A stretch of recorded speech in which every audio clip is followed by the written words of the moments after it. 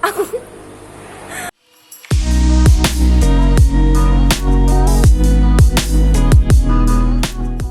guys, aku Risa.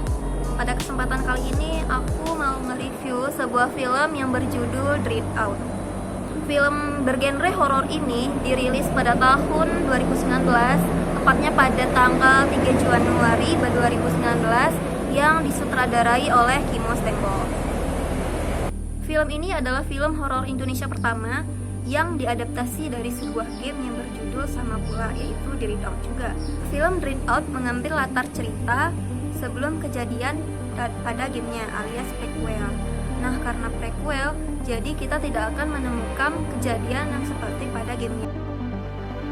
Film ini bercerita tentang sekelompok siswa sekolah menengah atas yang pergi ke suatu apartemen angker yang sudah lama tidak dihuni. Nah, jadi pemeran pada film ini tuh tentunya ada Caitlyn ya. Caitlyn itu sebagai Linda, ada Marsha Arwan sebagai Jessica, ada Irsyadillah, Susan Sameh, ada Cicil Manasero tuh yang gemes, terus ada juga Jeffrey Nicole sebagai Eric.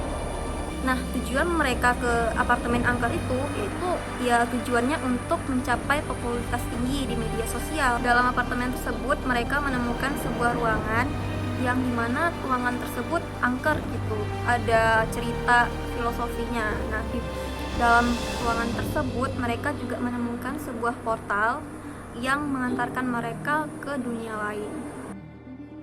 Nah, di film ini tuh banyak adegan-adegan yang menjadi ciri khas mereka. Kayak pada awal mulai filmnya tuh kita udah mengguncang adrenalin kita, kayak nanti ada adegan yang partnya dimana nanti ada pesugihan, ada kayak ritual-ritual gitu kan, ada muntah-muntah darah kayak gitu.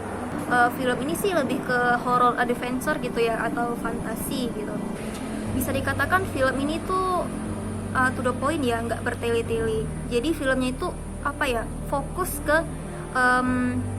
cerita untuk nyelamatin teman-temannya karena diadaptasi dari sebuah game.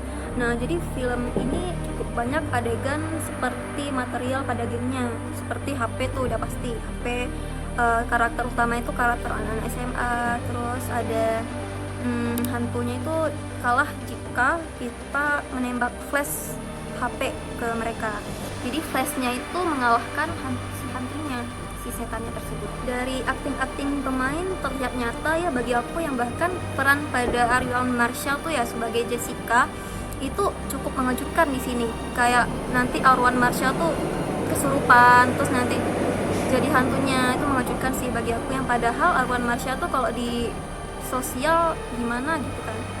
Jadi film ini tuh sengaja didesain horror adventure gitu, karena ceritanya nanti ada hutan, terus ada rumah tua, nanti si Lindanya tuh bolak-balik masuk portal nyelamatin teman-temannya yang lewatin hutan. Pokoknya tuh adventure kelihatan banget di film ini.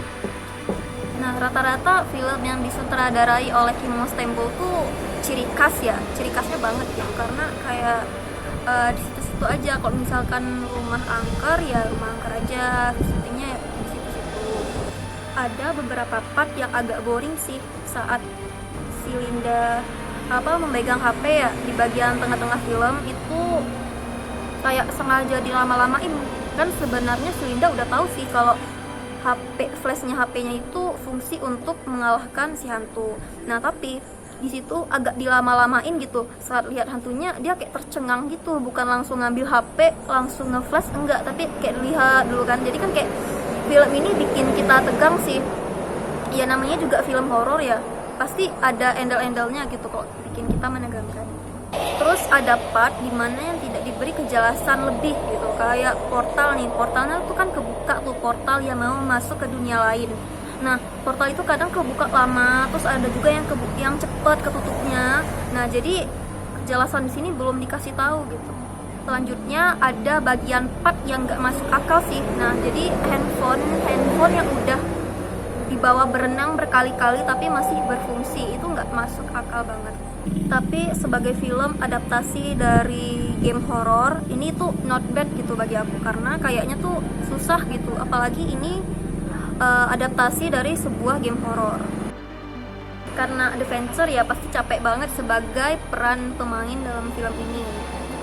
Gimana coba, karena kayak baju Linda yang baju mereka masih pakai baju SMA, Linda yang masih dengan jaket doang itu kejebur berapa kali ke dalam portal itu, kayak airnya itu kayak air got gitu, air buangan itu udah kecemplung beberapa kali. Terus juga Linda jatuh ke galian makam, terus ketemu pocong celurit itu. Nah, yang dipertanyain kenapa cuman si Linda yang nembak flash pada hantu-hantu tersebut. Kan bisa sih mereka flash bareng-bareng. Si Lindanya bilang kalau flash itu bisa ngalahin si hantu tersebut. Ada adegan yang dimana bikin aku iu gitu ya. Ada part yaitu saat kebaya merah ya, hantunya itu ngejelatin mukanya Linda. Film Dread Out tidak hanya nampilin sajian horor di Indonesia, tapi juga plot yang relate dengan zaman sekarang, tentang problematika remaja soal popularitas di media sosial. Nah, jadi film ini tuh bisa jadi inspirasi buat kita untuk berpikir sebelum bertindak. Nakal boleh, bodoh jangan.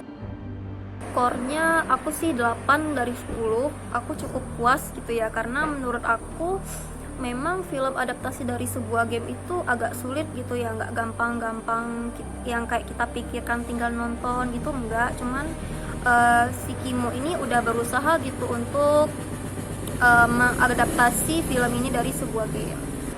Jadi reviewnya sudah cukup sampai di sini. Jika kalian suka video ini, please like this video dan komen di bawah. Jika ada kesalahan mohon dikoreksi ya. Selamat menjalankan ibadah puasa bagi yang menjalankan. Walaupun sekarang lagi ada pandemi, tetap semangat ya. Dadah.